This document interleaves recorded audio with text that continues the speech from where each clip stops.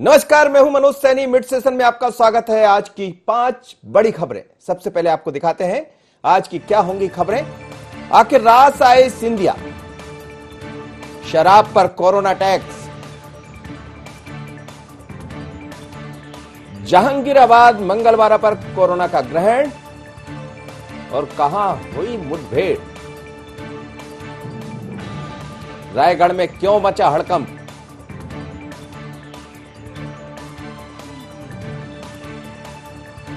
तो ये वो 5 खबरें हैं जिन्हें लेकर हम आपके सामने हैं मिड सेशन के जरिए। और मिड सेशन में जैसा हम आपको बता रहे हैं कि वही सब खबरें होती है जो सीधे तौर पर आपसे जुड़ी है, चाहे वो आम जनता से जुड़ी हुई खबरें हो या सियासत की खबर या फिर कुछ खास जो आपको ये सोचने को मजबूर कर दे क्या ऐसा भी होता है। तो चलिए खबर की हम शुरुआत करते हैं। सबसे पहली खबर, बीजेपी सरकार के आते ही सीएम शिवराज ने संबल योजना को रिलॉन्च कर दिया है और उसके बाद लॉन्चिंग योजना जरूर हुई है, लेकिन मध्य प्रदेश में सिंधिया भारतीय जनता पार्टी को रास आने लगे। दरअसल प्रदेश में प्रदेश अध्यक्ष बीडी शर्मा से मिलने जब तमाम सारे नेता पहुंचे, उस बीच आज जब बीडी शर्मा से मीडिया से मुखातिब हुए तो सिंधिया की बात पर उन्होंने कह दिया कि सिंधिया तो हमारे नेता है, बल्कि सिंधिया की जमकर तारीफ भी कर दी उन्होंने। तो तारीफ का मतलब क्या निकाला जाए? क्या भारतीय जनता पार्टी अब ये समझ रही है कि सिंधिया उन्हें रास आ गए हैं? दरअसल आपको याद होगा कि कुछ दिन पहले ही सिंधिया ने भारतीय जनता पार्टी का दामन थामा था और उसके बाद लगातार ये चर्चाएं चलती रही कि सिंधिया किस मोड पर आएंगे, क्या भारतीय जनता पार्टी में सिंधिया एक नए स्वरूप में नजर आएंगे, ऐसी तमाम तरह की चर्चा। इस बीच सिंधिया ने लोगों से बातें भी की, पर दिग्विजय पर प्रदेश अध्यक्ष बीडी शर्मा ने सवाल भी खड़े किए, चूंकि लगातार सिंधिया उनके निशाने पर रहते हैं। लेकिन अब बीजेपी को सिंधिया रास आने लगे हैं और प्रदेश अध्यक्ष बीडी शर्मा ने सिंधिया की तारीफ करते हुए कहा है कि बीजेपी में कोई मंत्री के लिए नहीं आता, सिंधिया जी ने प्रदेश के लिए त्याग और बलिदान दिया है। आखिर रास आए सिंधिया, यही आज हमारी खबर है, पहली खबर। और हम बात करते हैं इसको लेकर हमारे सहयोगी संदीप से।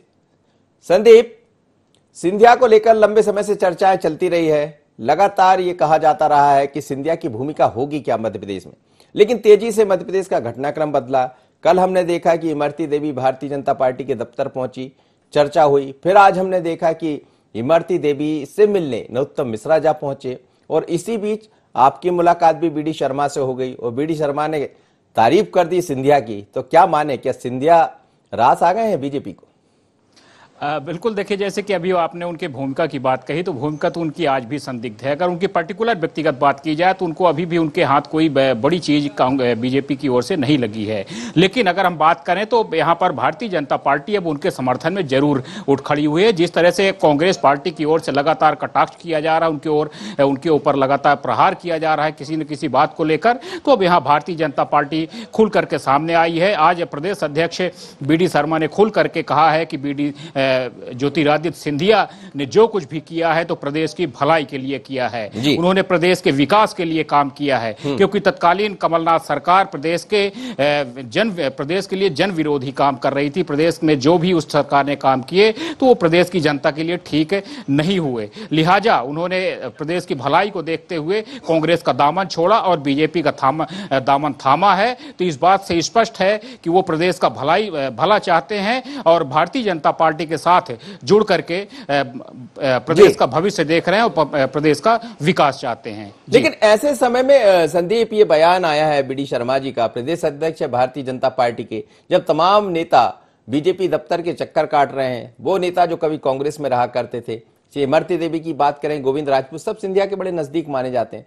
लेकिन आज इसी बीच इमरती देवी से नरोत्तम मिश्रा जो कि मध्य प्रदेश के स्वास्थ्य एवं गृह मंत्री और इस समय बड़ी महत्वपूर्ण भूमिका में वो भी मिलने जहां पहुंचे, हालांकि दोनों ही डबराके हैं। इस मुलाकात को भी क्या कहीं सिंधिया से जोड़कर देखा जा सकता है, क्योंकि इमरती देवी सिंधिया के बड़े नजदीकी है?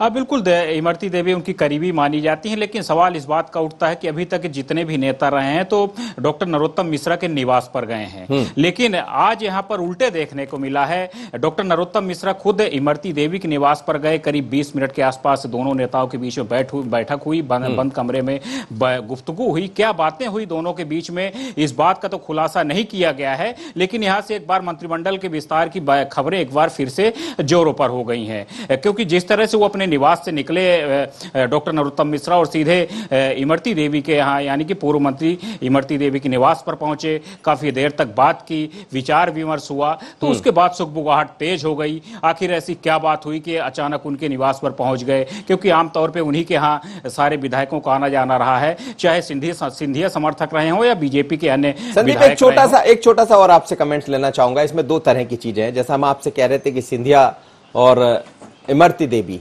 देवी कह चुकी है कि महाराज कहे तो मैं कुएं में कूद जाऊंगी, और इसके बाद एक तरफ बीडी शर्मा सिंधिया की तारीफ करते हैं, उनके बचाव में यहाँ खड़े होते हैं। उसी बीच नरोत्तम मिश्रा जी का वहां जाना, तो क्या ये मान लिया जाए कि इमरती देवी का रास्ता बिल्कुल साफ हो चला है? ये बातें तो देखिए यहाँ पर कुछ इसी तरह से इशारा कर रही हैं, क्योंकि डॉक्टर नरोत्तम मिश्रा का उनके घर जाना इसको हल्के में नहीं लिया जा सकता है। क्योंकि जिस तरह से अभी फिलहाल कुछ दिनों में सत्ता का केंद्र बिंदु बन करके उभरे हैं डॉक्टर नरोत्तम मिश्रा, संकट मोचक के नाम से भी बीजेपी के जाने जाते हैं वो, तो उनके घर में जाना, इमरती देवी के घर में कई बातों की ओर इशारा करता है। यहाँ पर जरूर कुछ न कुछ तो बात है। चलिए, तो बीडी शर्मा से आज जो जिस तरह का उन्होंने बयान दिया तो रास आ गए सिंधिया भारतीय जनता पार्टी को। लेकिन तेजी से राजनीतिक समीकरण, सियासत मध्य प्रदेश की बदल रही, खासकर वो जगह जब 22 जगह चुनाव होना उससे पहले अब एक दूसरे की मुलाकातें चल रही है, मुलाकात का दौर जारी है। लेकिन इसी बीच मध्य प्रदेश की एक और खबर, आपको याद होगा कि आज से मध्य प्रदेश के कई जिलों में शराब की दुकानें खुल गई। इन दुकानों खुलने के साथ ही ये चर्चा भी शुरू हो गई। दिल्ली, आंध्र प्रदेश, तमिलनाडु के बाद अब दिल्ली, आंध्र प्रदेश और तमिलनाडु के बाद दुकानें खुल चुकी है, और कुछ जो दुकानें मध्य प्रदेश में खुली है उनको लेकर भी कई तरह की चर्चाएं चल पड़ी है। दरअसल जैसी चर्चा चल रही है उसके मुताबिक अब शराब पर करीब करीब जो दाम है, अपने दाम से 70% दाम में बिकी है। जो शराब पहले देखी गई अलग अलग स्टेट में, जब बातें सामने आई, कोरोना संकट में राजस्व बढ़ाने का सरकार के पास भी एकमात्र यही विकल्प बचा है। तो अब मध्य प्रदेश में भी शराब पर कोरोना टैक्स लग सकता है। शराब पर कोरोना टैक्स लगा तो शराब फिर महंगी हो जाएगी। मध्य प्रदेश में महंगी हो सकती है शराब, यही हमारा विषय है। और इस विषय को लेकर फिलहाल यही कहा जा रहा है कि यह घोषणा अभी होना बाकी है। दिल्ली, आंध्र प्रदेश, तमिलनाडु के बाद मध्य प्रदेश में भी शराब बिकना शुरू हो गई है और महंगी भी होने वाली है, क्योंकि सरकार ये चाहती है कि जो संकट मध्य प्रदेश में कोरोना को लेकर है, उस संकट की भरपाई होगी कहां से? तो शायद वो शराब की दुकान से। यानी आप यदि शराब के शौकीन हैं तो जरा जेब को और गर्म कर लीजिए, क्योंकि आपकी जेब ढीली करना पड़ेगी लंबी। चलिए, संदीप मेरे साथ जुड़ रहे हैं। संदीप, मध्य प्रदेश में अब शराब महंगी करने की तैयारी है। शराब पर कोरोना टैक्स, यानी कोरोना से बचने के लिए इस समय सरकार के पास से बड़ा संकट है। हर दिन नए अर्थ की जरूरत है, लेकिन अर्थ आएगा कहां से, राजस्व आएगा कहां से? इसीलिए शराब के विरोध के बाद भी शराब की दुकानें शुरू करना पड़ी है, ठेकेदारों को बनाना पड़ा है। तो क्या अब एक टैक्स लगाने की तैयारी भी है? बिल्कुल, देखिए सरकार को भी इस बात का एहसास हो चुका है कि सरकार शराब के बिना काम नहीं चलने वाला है, और एक यही ऐसी वस्तु है जिसमें कितना भी सरकार टैक्स लगा दे उसमें जनता की आवाज नहीं उठती, पॉलिटिकल पार्टियों की भी आवाज नहीं उठती है। लिहाजा यहाँ पर जिस तरह से लगातार लॉकडाउन के कारण पूरे मध्य प्रदेश को नुकसान हुआ है, तो उसका कहीं ना कहीं जो भरपाई करनी है, तो एक बड़ा यहाँ पर कारगर उपाय सरकार को दिख रही है कि सरकार पर टैक्स बढ़ा दो। क्योंकि जनता जो महीनों से प्यासी है, जो शराब के प्रेमी हैं, तो वो जो शराब पीना है जिनको, तो चाहे कितनी भी राशि में मिले। अभी हमने लॉकडाउन के दौरान कई बार खबरें भी चलाई थी और हमने देखा भी, जो ग्राउंड जीरो की रिपोर्ट देखी कि हाँ, जो करीब 100-125 रुपए में शराब मिलती थी, वही शराब 500 से और 600-1000 रुपए तक में लोगों ने खरीदी और पी भी। तो ये सारी चीज, इसके बाद भी किसी की आवाज बाहर नहीं आई। तो सरकार को इन सब बातों का एहसास हो चुका है। टैक्स, संदीप, कितना टैक्स लगाने की तैयारी कुछ आया सामने? कितना टैक्स सरकार और एक्स्ट्रा लगा सकती है शराब पर? देखिए, अगर खुले तौर पर कहा जाए तो सरकार ने अभी इन सब बातों का कोई खुलासा नहीं किया है, लेकिन जिस तरह से अभी आपने 60-70% का जिक्र किया था, कुछ इसी तरह से बातें निकल करके सामने आई है। सरकार की ओर से अभी तक किसी प्रकार की पुष्टि नहीं की गई है। बात चल रही है महंगी करने की शराब, लेकिन अभी भी कोई भी पुष्टि नहीं की गई है। उम्मीद है कि 1-2 दिन के अंदर जल्द ही इस पे फैसला हो जाएगा। और चलिए, एक फैसला तो संदीप हो ही चुका है कि अब शराब मिलने लगी है कुछ जिलों में, और आज ऐसी खबरें आ रही है कि काफी लंबी लंबी लाइनें लगी है। और कहते हैं ना, आपने जगजीत की वो गजल सुनी होगी, शराब महंगी हुई, शराब थोड़ी थोड़ी पिया करो। लेकिन हम आपसे यही कहेंगे कि बिल्कुल मत पिया करो। शराब पीना सेहत के लिए बेहद हानिकारक, फिर भी लोग मानते कहां है, लंबी लाइन भी लगाते हैं और शराब भी पीते हैं। अगली खबर मध्य प्रदेश की भोपाल से ही है। मध्य प्रदेश में आपने देखा कि कोरोना का कहर बरपा हुआ है। सरकार का दावा है कि धीरे धीरे कर कर इसमें कमी आ रही। बात इंदौर की जब करते हैं तो इंदौर में खूब हड़कंप मचा, लेकिन अब इंदौर की जगह भोपाल में कोरोना का संक्रमण अब तेजी से फैल रहा है। जहांगीराबाद के बाद अब मंगलवारा थाना इलाके में कोरोना मरीजों की संख्या सबसे तेजी से बढ़ रही है। मंगलवारा क्षेत्र में कोरोना पॉजिटिव मरीजों की संख्या 44 पहुंच गई, यानी 44, जिसमें कोरोना की चपेट में आने से एक व्यक्ति की मौत भी हुई है। प्रशासन ने कुम्हारपुरा, सिलवटपुरा और छावनी इलाके को डेंजर जोन में रखा है। इन क्षेत्रों में लोगों की आवाजाही बंद कर दी गई है। जहांगीराबाद मंगलवारा पर ऐसा लग रहा है कि कोरोना का ग्रहण लग गया। लगातार प्रशासन के लोग ये कहते रहे हैं कि आप सोशल डिस्टेंस का पालन कीजिए, घर से मत निकलिए, घर से निकलते हैं तो डिस्टेंस का कम से कम पालन करते रहिए, लेकिन लोग मानते कहां हैं। अब स्थिति वही बनी कि बंद हो गया। चलिए मेरे साथ इस समय सोहेब जुड़ रहे हैं, हमारे संवाददाता, जो लगातार इन खबरों पर निगाह बनाए हुए हैं और इन क्षेत्रों में सुबह से गए भी है। सोहेब, आप लगातार इन खबरों के पीछे चल रहे हैं। IND24 पर पल पल की खबर हम लेकर आते हैं कोरोना से जुड़ी हुई। एक तो इन क्षेत्रों के बारे में बताइए कि ऐसी स्थिति क्यों हो गई कि यहाँ हॉट स्पॉट में भी ये सबसे ज्यादा स्पॉट हॉट हो गए। बिल्कुल मनोज जी, देखिए अगर बात किया तो 3 हॉट स्पॉट यहाँ पर बनाए गए थे भोपाल में। जिस तरह से पहले टीटी नगर को बनाया गया था, जहांगीराबाद उसमें शामिल था और कोई फिजा था, लेकिन नया एक डेंजर जोन अब मंगलवारा जिस तरह से देखने को मिल रहा है, क्योंकि हाल ही में जितने भी सैंपल यहाँ पर लिए गए उसमें ज़्यादातर जो कोरोना पॉजिटिव मरीज यहाँ पर पाए गए हैं। अब तक अगर संख्या यहाँ पर बात किया सिर्फ मंगलवारा क्षेत्र की तो 45 यहाँ पर संख्या पहुंच गई है। इसमें एक व्यक्ति की मौत भी हुई है।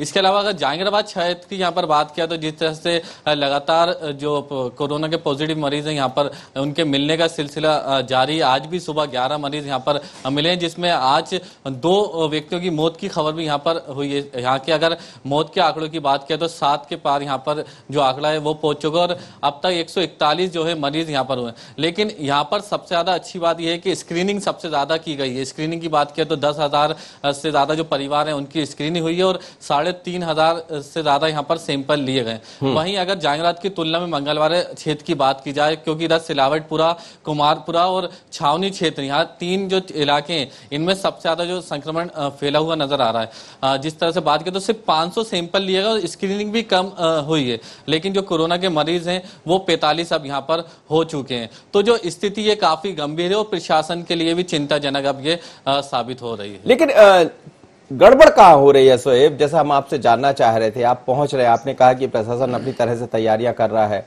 लेकिन गड़बड़ कहाँ हो रही, क्यों ये मरीजों में लगातार इजाफा हो रहा है? क्या ये माना जाए कि जो सैंपलिंग होना चाहिए था, जो जांच होना चाहिए था, वो शुरुआत में उतनी तेजी से नहीं हुई जितनी तेजी से होना चाहिए था? या ये माना जाए कि जांच किट में कमी रही, वो इसका वजह बनी? वजह क्या नजर आती, या लोग नहीं मान रहे हैं, आज भी बाज नहीं आ रहे हैं? क्या देख रहे हैं, वजह क्या देख रहे हैं? देखिए कई वजह हैं, क्योंकि जिस तरह से जनता कर्फ्यू लगाया गया था और उसके बाद लॉकडाउन किया गया, उसमें भी लॉकडाउन के समय देखने को मिला था कई ऐसे क्षेत्र यहाँ पर ढील दी गई। लॉकडाउन का लोगों ने पालन नहीं करा, घरों से बाहर घूमते दिखाई दिए। जो राशन की दुकानें बंद करने की बजाय वो खुलती हुई दिखाई दी। आमतौर पर सब्जी जो विक्रेता थे वो कॉलोनियों में घूमते दिखाई दिए। इसका नतीजा ये हुआ क्योंकि संक्रमण जो है इन क्षेत्रों में सब्जी जो ठेले हैं उनकी तरफ से, वो जो दुकान है उनकी तरफ से ज्यादा फैला है। मंगलवारा क्षेत्र की बात किया तो कई ऐसे दूध के जो दुकानें हैं या मिठाई की दुकान है उनके बीच में भी संक्रमण फैला है। जहांगीराबाद में तो एक परिवार में 10 लोगों को ये बीमारी की चपेट में यहाँ पर लिया है। तो लॉकडाउन का पालन नहीं हुआ है। इसके अलावा कंटेनमेंट क्षेत्र यहाँ पर जब बनाए गए थे तो उसके बावजूद भी जो लोग थे उनकी आवाजाही जारी थी और पूरी तरह से यहाँ पर जो है सील यहाँ पर नहीं किया गया था और जो भारी व्यक्ति थे वो अंदर आ रहे थे, अंदर के जो व्यक्ति थे वो बाहर जाते। अब लेकिन जो संक्रमण है वो काफी तेजी से यहाँ पर फैल रहा है और काफी स्थिति जो है गंभीर हो चुकी है। राजधानी की बात अगर की जाए तो पूरे भोपाल में अब तक 650 से ज्यादा पॉजिटिव मरीजों की संख्या हो चुकी है और मरने वालों की जो संख्या है वो भी लगातार बढ़ रही है। करीब 27 तक जो है मरने वालों की संख्या पहुंच गई है। लेकिन मैं आपसे एक अंतिम सवाल ये करना चाहूंगा सोहेब, जैसा आपने कहा कि चिंता बढ़ाने वाली बात है, लगातार इंदौर पहले काफी चर्चा में रहा, भोपाल चर्चा में आ गया। इंदौर में सुधार होता दिखाई दे रहा है, लेकिन भोपाल में स्थितियां बदल रही है। तो फिर क्या माना जाए, कितने दिन में प्रशासन के लोग, हालांकि जो स्वास्थ्य मंत्री वो ये कह रहे हैं कि जल्द हम उस पर काबू पाएंगे, लेकिन नजर क्या आ रहा है आपको? ये स्थिति अभी गंभीर है क्योंकि राजधानी 2 शहरों में बैठा हुआ, एक पुराना शहर एक नया शहर। पुराने शहर की बात किया तो पुराने शहर के जो हालात हैं वो काफी गंभीर यहाँ पर दिखाई दे रहे हैं, क्योंकि मंगलवार और जांगीरवाद क्षेत्र जो है काफी सक्रिय गलियां हैं, कंजेस्टेड एरिया है। यहाँ पर सैंपलिंग लेने भी जो है अगर लोगों की यहाँ पर बात किया तो लोग सामने ज्यादा नहीं आए। इसके अलावा स्क्रीनिंग भी जब हुई तो बदतमीजी यहाँ पर जो प्रशासन है या डॉक्टर है उनके साथ भी देखने को मिली थी। इसके अलावा जिस तरह से रमजान है और रमजान का हवाला देते हुए जो लोग हैं वो सड़कों पर बाहर निकल रहे हैं और स्क्रीनिंग या सैंपलिंग यहाँ पर नहीं की जा रही है। अगर ज्यादा से ज्यादा जांच यहाँ पर की जाएगी और उसके बाद जब जो रिपोर्ट आएगी उसके बाद ही तय हो पाएगा कि कितने और यहाँ पर मरीज छुपे बैठे हैं। चलिए शोएब, आप नजर बनाए रखिएगा और हम आपसे यही कहेंगे कि आप भी अपना ख्याल रखिए और उन लोगों से भी कहेंगे जो घरों से निकल रहे हैं सोशल डिस्टेंस का पालन करें, अपने मुंह पर मास्क लगाकर निकले। आपको बार बार समझा रहे हैं, आप समझ ही नहीं पा रहे हैं और देखिए आप स्थितियां बिगड़ रही है। अगली खबर मध्य प्रदेश की धार से है। धार के पास गंधवानी है और गंधवानी में बदमाशों के हौसले बुलंद हैं। उन हौसले बुलंद के बीच धार की गंधवानी से जो तस्वीरें सामने आ रही, आप देखिए गंधवानी में हथियारबंद बदमाशों का एक वीडियो सामने आया है जिसमें बड़ी संख्या में एकत्रित होकर बदमाश अपनी बाइक पर सवार होकर ग्रामीणों पर हमला कर दिया। वारदात की जानकारी लगते ही मौके पर पहुंची पुलिस कुख्यात बदमाश कासू को पकड़ने का प्रयास किया, जिसमें पुलिस से मुठभेड़ की बात भी सामने आई है। पूरे मामले में एसपी आदित्य प्रताप सिंह ने यह भी बताया है कि पेट्रोल डलवाने की बात पर यह विवाद हुआ था। कटपुरा गांव की घटना है, जिसके बाद जामदा भूतिया के लोगों ने ग्रामीणों पर हमला कर दिया। सूचना मिलने पर पुलिस मौके पर पहुंची। पुलिस से भी अपराधियों का आमना सामना हुआ। थाना की एसपी, थाने के जो वहां के थाना प्रभारी है, उन्होंने दावा किया है कि एक आरोपी को गिरफ्तार कर सलाखों के पीछे पहुंचाया गया है, उससे पूछताछ की जा रही है। लेकिन वहां के जो एसपी है आदित्य प्रताप सिंह, वो क्या कह रहे हैं जरा इनको सुन लेते हैं।